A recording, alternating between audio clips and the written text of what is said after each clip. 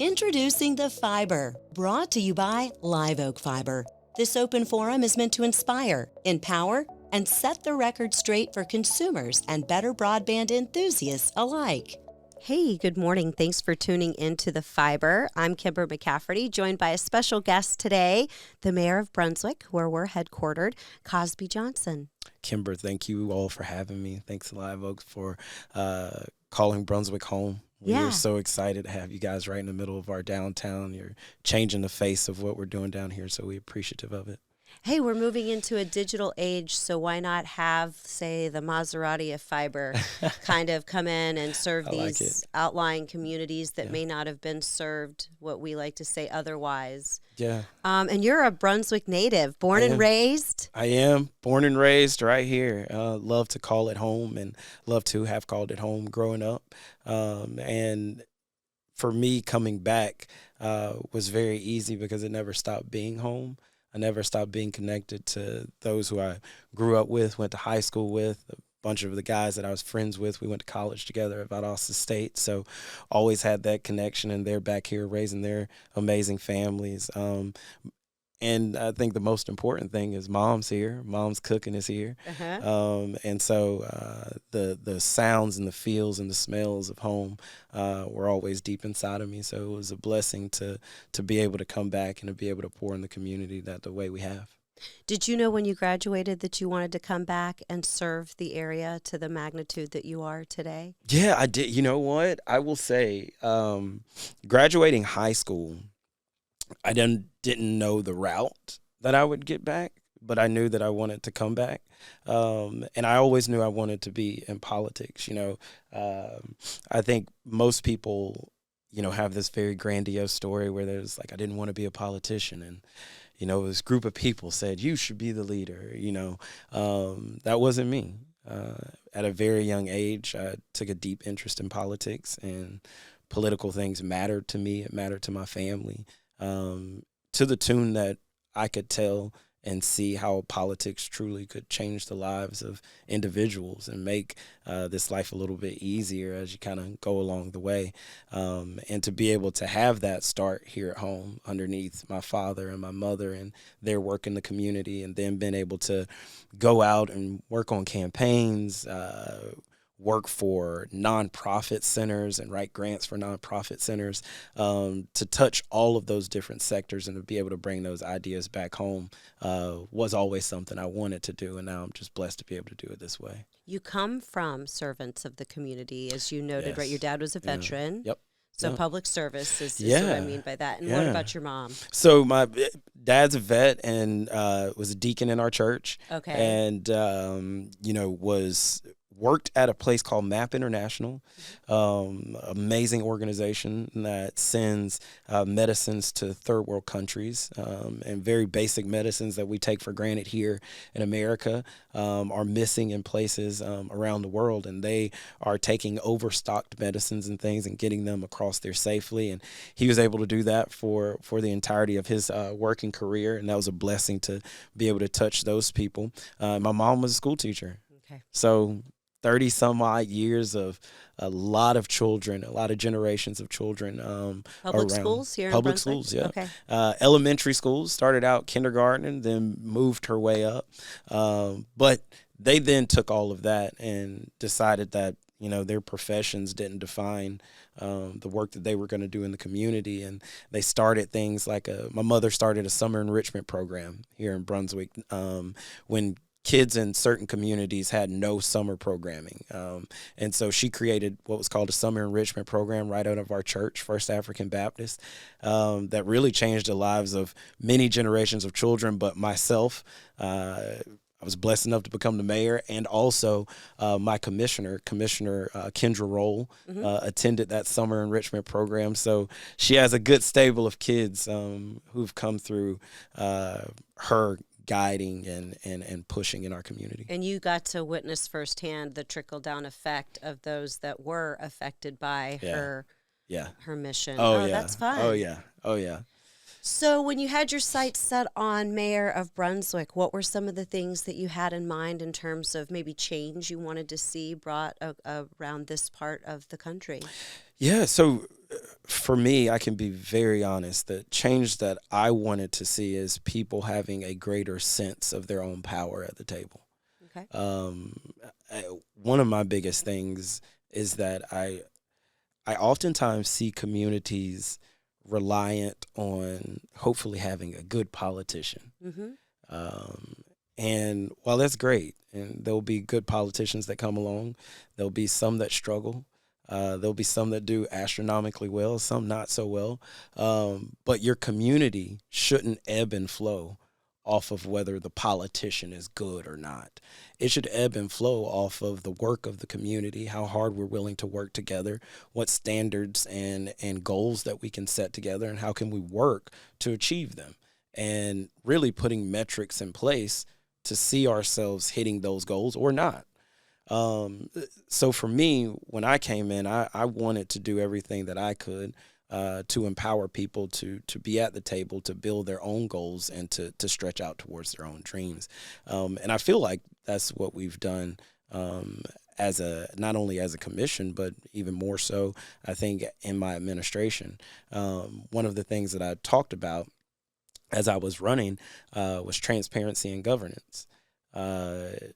People can't give you an honest vote if you're giving them a budget they don't understand, if your procurement practices don't make sense.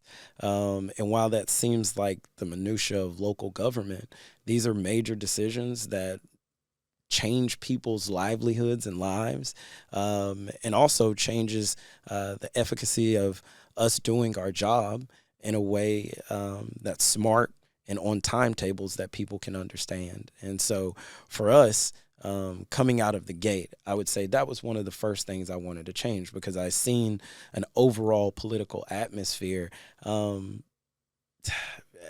had become celebritized. Sure. It had become about the person or the cult of personality, and hadn't been about the real things that we needed to get done as a nation or as a city. So the thing that happened, I think, in the midst of us making the decision to run, however, was the community really stood up in a serious way around the horrific loss of life of Ahmaud Arbery. Mm-hmm. And I can tell you, we were already kind of gearing up and thinking about what a run would look like. We hadn't made a decision about whether we were going to do it, but we had started reading some tea leaves. And when that horrific and heinous murder happened, I really felt like I was touched in a different kind of way about the mission that I'd already stated, which was people recognizing their own power at the table. And, you know, from his mother and his father, his family, they were truly a beacon of that light to us as a community about how to fight for what's right, how to show up as a community hand in hand. And it didn't matter what your faith background was. It didn't matter what your color background was. It didn't matter anything. You really saw a community come together and have a call for justice and also bring about that change, which is it was great to be a part of, but it really changes you just to sit back and watch and walk alongside. So I was beyond happy and thankful to really watch those leaders grow and see them change the community as we decided to run as well. I love that you use the word community, because it's everything, especially in these smaller markets, the community coming together. Where would you like to see an enhancement in some community support where you could clearly see that a shift would bode well for the community at large? I think, you know, one of the things that we are trying to put our arms around is something that every community is trying to put their arms around, which is housing. Yeah. I would love to say that, you know, there was another community that had figured it out and we could go talk to them. It's true. But the nature of that problem is so individual that you really have to look at your individual cities, your counties, whatever, your parish, wherever you are, and you really have to slow down and look at the tools that you have in your toolbox and the problems that you're trying to fix. When I came into office, I think my administration, along with the entirety of the commission, understood that there was probably some big hurdles that hadn't been tackled that we needed to start, really putting our arms around. One was the amount of derelict properties that were in certain areas of the community. And for us, that was not only an issue of the degradation of communities and property value, but also safety issues. And so we went in and immediately went up on our budget to the tunes of additional millions of dollars to have a program that goes through the legal processes. But after we go through those legal processes, we're tearing those homes down and we're clearing that property, not only so we can see better sidewalks and streets, better development, but also that we can have a safer community in those areas. So the reason I think that is important is some of the initial steps don't sound as big as your final steps, but you got to start with them to really build out to a complete housing program.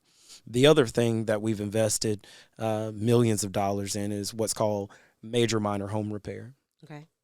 We have a lot of citizens who struggle, whether it's a hole in the roof, foundation slipping, things that need to be done to keep the value of your home strong.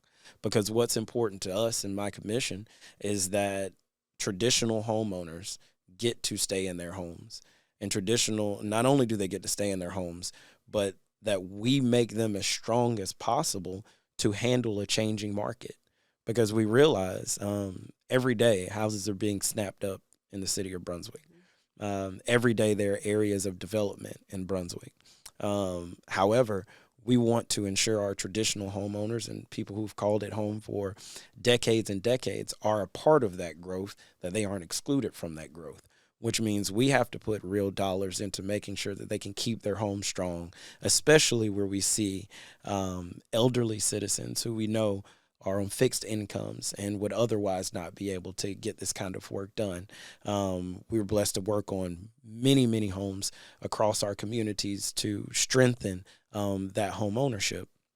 And then the last piece of it for us in a housing program is the money that we'll have to invest and the money that we'll have to put in, but also the thought work that we'll have to put in to really make our land bank work. Okay. And we have a very strong land bank, and shout out to Commissioner Felicia Harris, who runs it.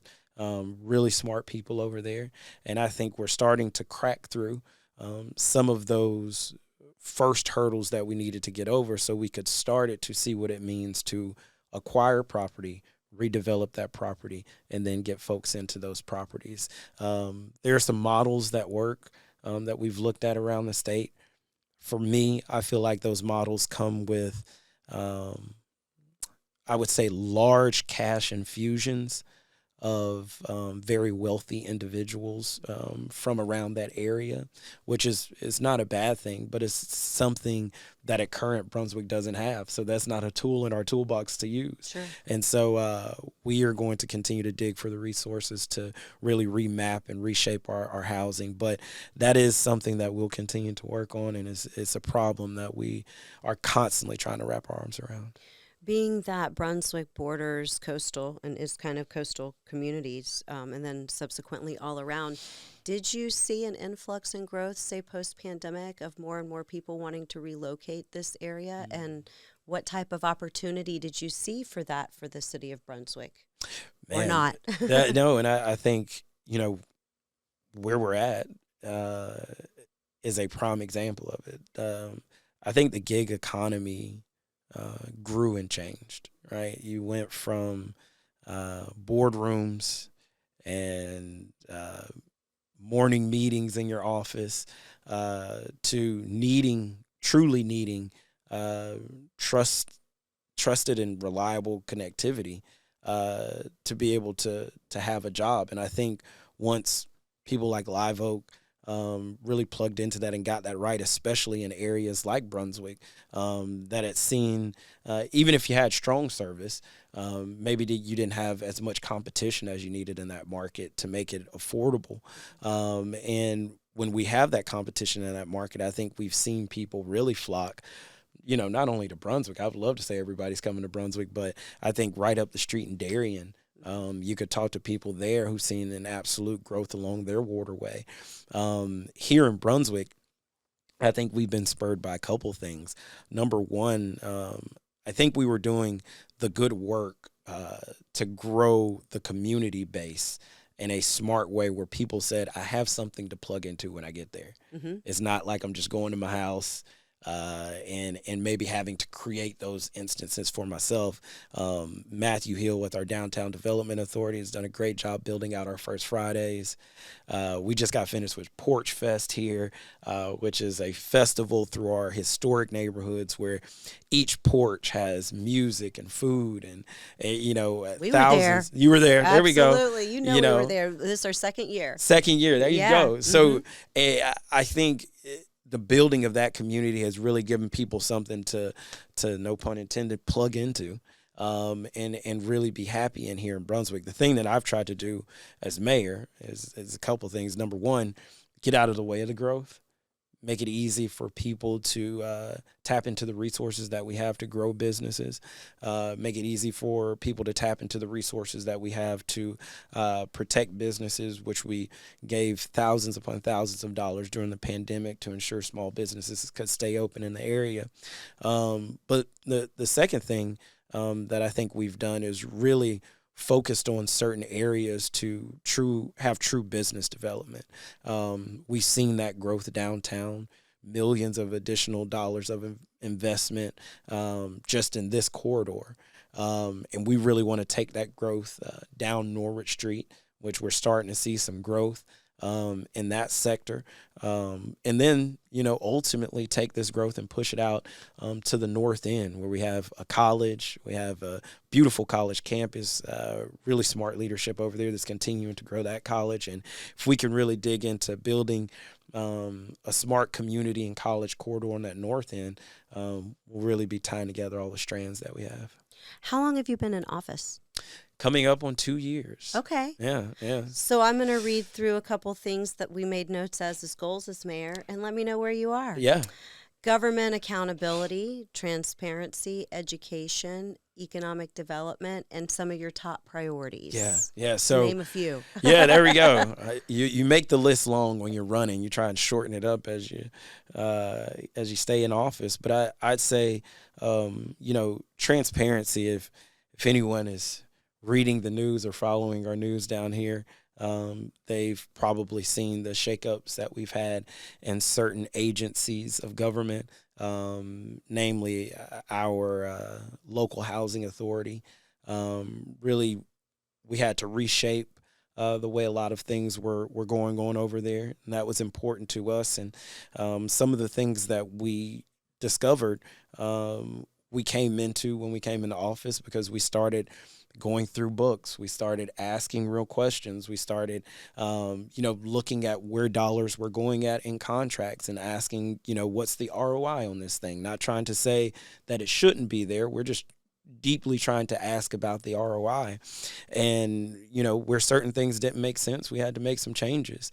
And that doesn't come without criticism or I think people maybe wanting things to stay the old way.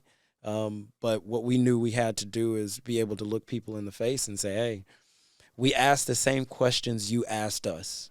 When we knocked on your door and we asked for your vote, you asked us some specific sets of questions, and we tried to take those in and be serious about them. And so at the end of the day, we hope people understand that in that scenario and in several others, they have someone who's not their leader but an advocate for their voice on that level and can hopefully bring them back good, honest answers about some of the things that we do and some of the things that different agencies that surround their life have to do. So we were I think happy to have a positive outcome. The Housing Authority, under its own leadership, is turning the ship and righting the ship.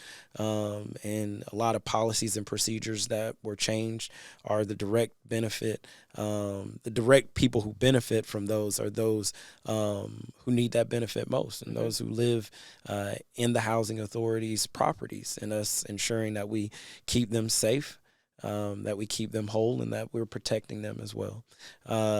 I think education is a space that's been really fun to work in. We have an amazing school board, and they continue to put out their growth in numbers and graduation rates and all of those things. I think for us, we took an approach that we were going to ask, how could we be helpful on the statewide level? How could we go advocate in Atlanta to ensure that there were available dollars for students to further their education? And we did that. We went and advocated in Atlanta. We fought for things like the Last Mile Grant, which is a grant that helps students who are in technical college, which is really the changing face of the workforce. And those kids in technical college, if you're getting up to 70 hours, you're almost there at the end. We know a lot of those students are non-traditional, may have some issues at home, may be the primary breadwinner. And if they are, what we're going to do is ensure that they have some financial backing to make sure that they can finish the job, finish their degree, and can grow their family financially, spiritually, and everything. And so for us, it was important to really go to Atlanta to fight for that. We haven't seen that bill pass just yet, but it's still alive. We got this session, so we're going to go up again to Atlanta to fight for that, and we're happy to have been doing that. The other one is we had a couple in our community, and we absolutely love the work that they've done. Lena Barrerno and her husband, they came together and started something called the Children's Business Fair. Okay. Which is teaching kids how to create their own product, market their own product, sell their own product. And we were happy to host them this year right in downtown Brunswick, where kids were able to interact with their new customer base, but also learn the facets of business. So education is a multifaceted thing that we kind of continue to attack on several different levels. And sometimes due diligence allows you to expose where there's room for growth. Right. Which is a good thing, not always a negative. Not everybody loves change. No. No. No. Staying comfortable in the way things aren't working happens a lot. It is. Ethical economic development. Yes, we that's a long way to say that. I think the reason it's important for us, and the reason we say ethical, is because there is economic development that happens that doesn't take the community into consideration. And for us, I'm a small government guy. Mm-hmm. Sometimes government, frankly, doesn't have the power to stop that. Mm-hmm. We can't stop people from selling and buying land as long as it's inside of our laws and regulations. We can't stop them from developing it or building a home. But what we can do to the degree that we can try is larger developments that impact the whole of our society. In our little area of Brunswick, we can have open lines of communication with those developers and produce better standards for them to get that development done. And I think we've seen that work several times. We have several new developments coming to Brunswick. We were happy to see those developments come. But we've had Ryan Moore on. There we go. Okay, Ryan, just so you know. Ryan's probably, look, I'm not going to steal any of that thunder. No, but he touched on some of the exciting things that'll be coming to the area. Yeah. Yeah, and we're super happy about that. But I think the thing that we're even more happy about is that we've seen those developers. We've seen, the Michael Kaufmans of the world really take a deep interest not only in growing business, but in growing people and in growing this community. And so we were thankful that we had partners at the table that we could talk to about what it meant to ethically develop in certain areas. And, they've been gung-ho, they've been on board, and we've been thankful for that open conversation. Revolutionize and modernize childcare, which this seems to be an initiative across the country in a lot of markets at this time. Yeah, so one of the big things for me, and I'm about to be a political nerd. That's so okay. I was about to say, Go political. You can totally tell me, be like, shut up. There's no place for that. But I'll say this: for a long time and for a long run, probably, since maybe 2004, maybe, each president in some shape, form, or fashion has given a stimulus check. Mm-hmm. And they can call it whatever they want to. Each one changes the name a little bit, but some type of stimulus was needed, and a stimulus check was written. And for me, I think that is an antiquated economic policy. And I think the policy comes from a thought that when the economy is cooling, let's pump fiat cash into it in hopes that those people spend that cash and it ramps it back up. Just on a very base and then we'll raise their taxes base next year level to pay for it. Well, what it does is I think it, even if we don't, it creates a tax in another kind of way, because inflation eventually comes. Mm-hmm. And so because you've changed the market of what I believe are almost household items, instead of having some kind of wide-ranging economic understanding of where to put certain dollars, or what sectors need to be propped or what sectors don't. Now that's holistically something else, but what I believe inside of those stimulus dollars, what I believe is better for a government to ask itself is, what are things that are on everyone's plate that everyone has to deal with? That's not an issue that divides down lines of rich or poor. It doesn't divide down lines of color. It doesn't divide down lines of region of the country or region of the city or where you live. And childcare is one of those things. And I think if you were to poll or talk to most society, especially if you talk to parents, and you said, what would your bank account look like? What would your buying power look like if we took childcare off? If we got rid of childcare, what? Well, in a lot of cases, it's another mortgage for a family. Exactly. It really is. And so when you're talking, mom, so I felt it. Yeah. And so when you're talking to people about, man, I wonder why these daggum 30-year-olds can't buy a house. Mm-hmm. What I can guarantee is the stimulus check won't help. Right. But if we started asking real questions about the things that are on the family's ledgers, and whether you're making $50,000 a year as a couple or you're making $500,000 a year as a couple, everybody has that line item. And if we could start talking about what it meant for us to think about the education system, not just starting at kindergarten, but really and honestly saying, what does it mean for us to look at it to go cradle to career? Then I think we could bring some substantial change to that. How we do it here, I would love to, and we have people at the table having conversations about it, and I don't think I can fix it in 2 years or 4 years. I think what we could do is honestly create a very small pilot program, track that growth in those pilot programs to say, hey, this is a good model. Maybe we put some real money behind this. Maybe we start to think about it. Our pilot program for me, I think, would involve tapping into a couple things we have in abundance here. Shout out to my moms, retired teachers.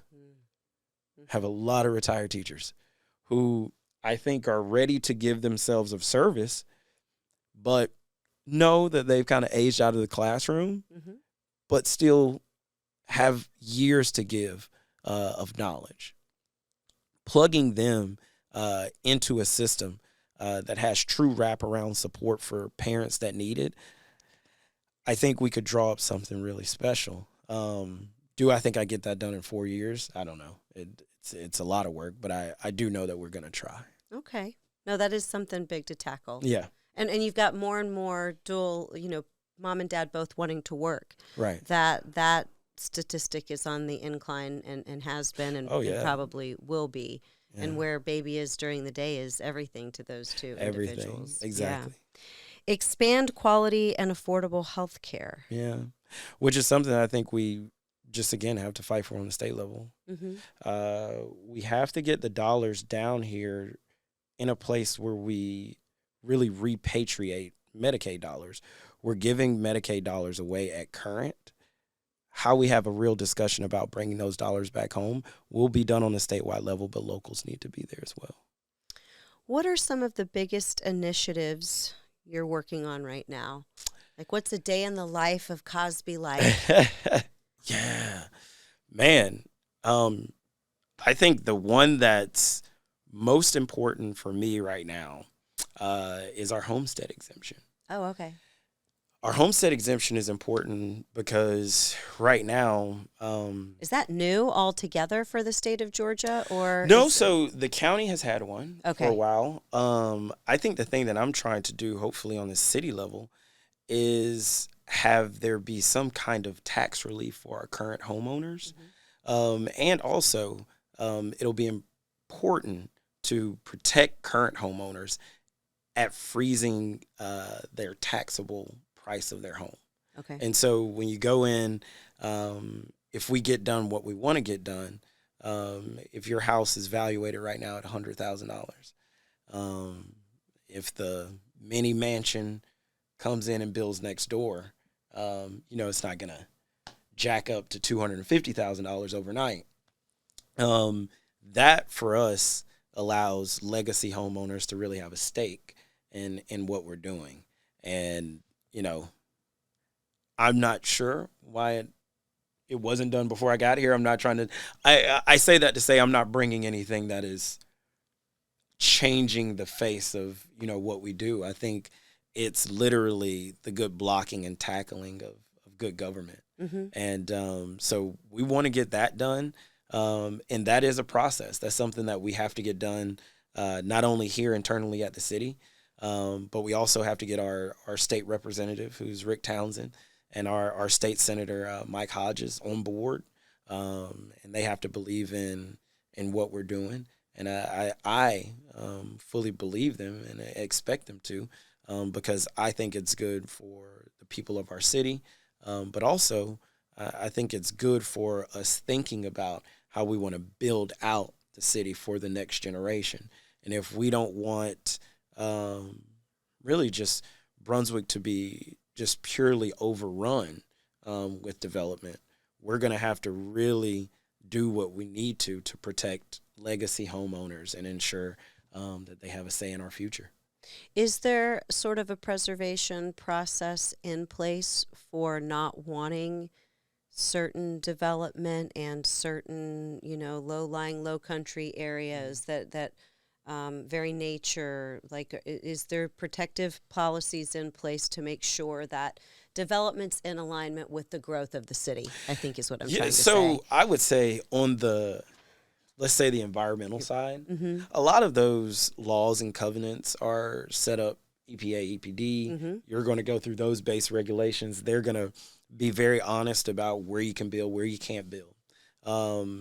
We have an overlay district along our 17 corridor, and we've seen development in that district. And I will be very honest.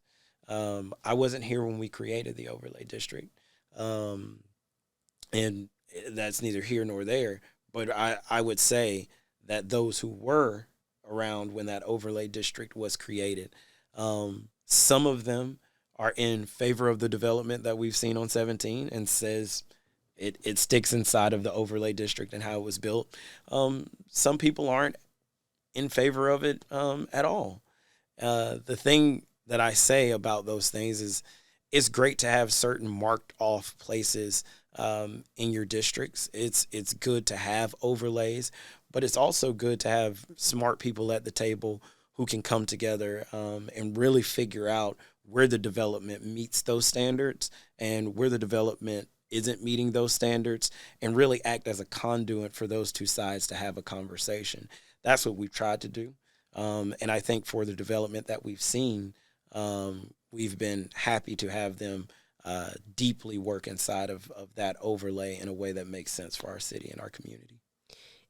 What is some of, in a 5-year snapshot, future initiatives, developments for this area that you can talk about that would excite and entice those considering Southeast Georgia? I mean, you're kind of the closest big city, really, before you hit Florida, the Sunshine State. Yeah. So I know that the area is sought after. Mm-hmm. But what do you have in your 3 to 5 year plan? Well, I think the biggest thing that I think that's on the horizon is we had a chemical plant that existed here in Brunswick for over 100 years. Mm-hmm. That chemical plant had a serious fire, a fire that hurt its operations, but also... This is recent, right? This is recent. Okay, yeah. No, I made the news here. I know exactly what you're talking about. But also, I think, put our community in danger. We had to call other fire departments to get the amount of foam we needed to put out the kind of fire that we were having, and universally showed to me that those who were operating on that footprint didn't fully have everything that they needed at their fingertips in case something like this happened. Leaving the entire community at large vulnerable. And leaving us in a very tight position to tap into our water system, mm-hmm. to figure out foam, to do a whole host of things. The reason I talk about that is because we're still dealing with that. We're still, that's something that we're still in the middle of and having conversations. However, what I believe the bright side of that work is, because it's not anything controversial, it's just work. It's work that you have to do, and you have to figure out the right way to mitigate whatever environmental and harm to people were done. The bright side of that, though, is for over 100 years, there have been 252 acres of property that are right in the middle of our city, right at the waterfront, that has been unable to be developed in any kind of way because you had a plant on it. Mm-hmm. We've seen some of the amazing things that have been done around our state and nation with brownfield properties, whether you're talking about Ponce City Market in Atlanta or other places. I think for us, the bright end of that is going to be so amazing to involve the community and really get them in the room and say, what do we think this looks like for the next 100 years? Mm-hmm. And that's something that I'm excited to do with the people of Brunswick, and knowing that, this is their home. This is we get to make the decision on what we want our next 100 years to look like. And that is a once in a generation chance. And I want to make sure that everyone's at the table to be a part of that. So you don't plan on leaving? I pray not. I mean, listen. I'm looking at your work, like you from not long after graduating college, you were a staffer at the U.S. Senate. Yeah. Public Affairs Director for Georgia Secretary of State, Georgia Chamber of Commerce, Director of Government Affairs, and Vice President. I mean, you're still holding these two latter titles. Yeah. So it's a busy day. Joke. It's a busy day. Yeah. No. And I look at all of those things as very much intertwined.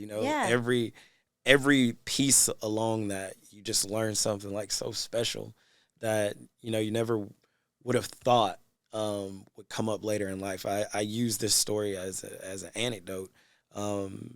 When now Governor Brian Kemp was Secretary of State, and I got to work in his office.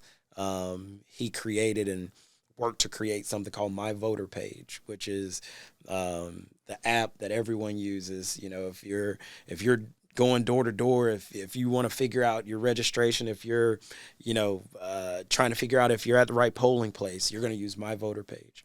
And it was one of the first of its kind. Mm-hmm. And, I seen the work he put into that project. I seen the work that our team put into that project to launch it. And there was a young man who got to be the first 18-year-old who registered electronically in Augusta, Georgia, to be a part of that process. And now, when I'm running for office and I'm knocking on doors and making sure people are registered, and if you're not, let's take you here. And you become the conduit. And you're clicking into that My Voter Page. Mm-hmm. It shows you that, in this world where politics is full of vitriol, and I'm sure I'm not trying to say I'll be the person who can do anything about changing that, but you do come to understand that regardless of names and party, there's some real work being done and some good work to just try as best we can to help people.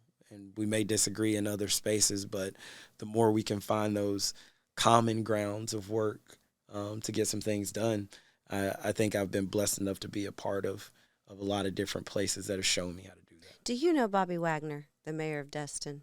I don't. They would love each other. Bobby is the mayor of Destin. Okay. You guys are about the same age. Yeah. And he comes with the same heartfelt message. Yeah. No, he's amazing. We had him on like 2 weeks ago over the Panhandle. That's good. But he's like the conduit. He's doing some things in Destin that haven't been done. Mm-hmm. I didn't know if you two had ever crossed paths, understanding we're in Georgia. No, I mean, I got to get down there. Yeah, no, he's fantastic. There. We can hook it up. That's it. If you're ever there, because that's where our other office. So we're headquartered here, and then we have another office over in Niceville, which borders Destin. That's amazing. And we actually started in that market first, even though headquarters were here. Okay. We began deploying fiber there first, and then the two kind of conversion. We've got both markets working simultaneously. Perfect. But that was our job. We were tasked with disrupting the Florida-Georgia line from as far east as St. Simons all the way over through the Panhandle. Y'all have been at it. Yeah, Y'all have been at it. No, it's been fun. I've learned a lot. Yeah. I think one of the things that we were blessed to have you all in our community is that when you all came in, I remember sitting down with you all's team and having a very early conversation about how you all wanted to be, not only a business in the community, but have a place in it. And that work, I think, continues to show up. As I said, I remember seeing you all at the first Porch Fest. Know you were at the second, but even more so, have seen you plug into so many other different spaces in the community, sponsor things in the community, and show up as a true member. And when you talk about, how I think about pitching Brunswick to people. We're a prime example. You're a prime example. Aww. You're a prime example. You truly are. And it's because, what I try and tell people is like, I got a lot of friends from around the nation, certain places. I love for them to move to Brunswick, but I never try and talk anyone into it. I try and say, if you ever come, you'll know if you're supposed to be here. There comes a point in life when chasing the glitter isn't what you think. There you go. Right. By the means of New York City, I've lived in Miami, I've lived in Dallas, I've worked in Atlanta, and all lovely, beautiful places. Yeah. And I admitted before we went on today, I don't know, I feel New York pulling at my heartstrings just for something different. But I think post-pandemic, a lot of people's mentality changed forever. Yeah. For the better.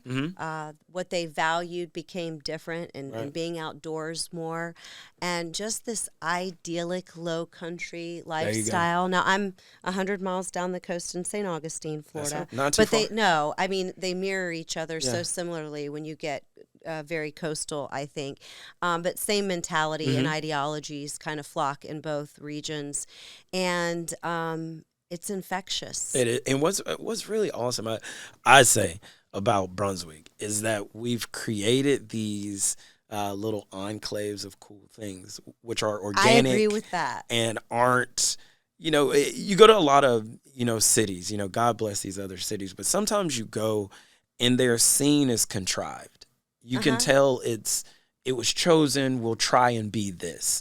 The thing that I love about Brunswick is we just are, the downtown food scene has become so crazy where now when I'm sitting at Schroeder's, we used to just go for lunch, right, and just grab some lunch. But now I'm sitting at Schroeder's and I'm seeing different chefs come through and they're telling me that, hey, I come here and I'm studying under this guy and this guy is working here on this day. And you're creating this real scene that's honest to itself, but that's truly organic. And the thing that I love, and I try and tell people, when you come to Brunswick, if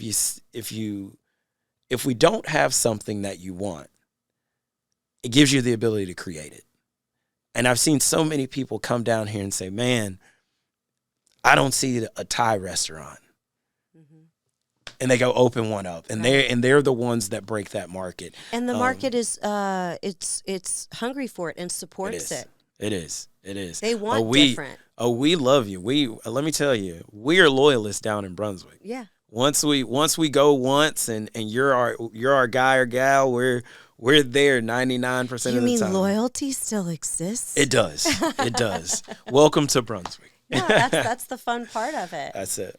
In closing, for anybody listening that you would maybe want to encourage to get involved with their local government because they can make a difference.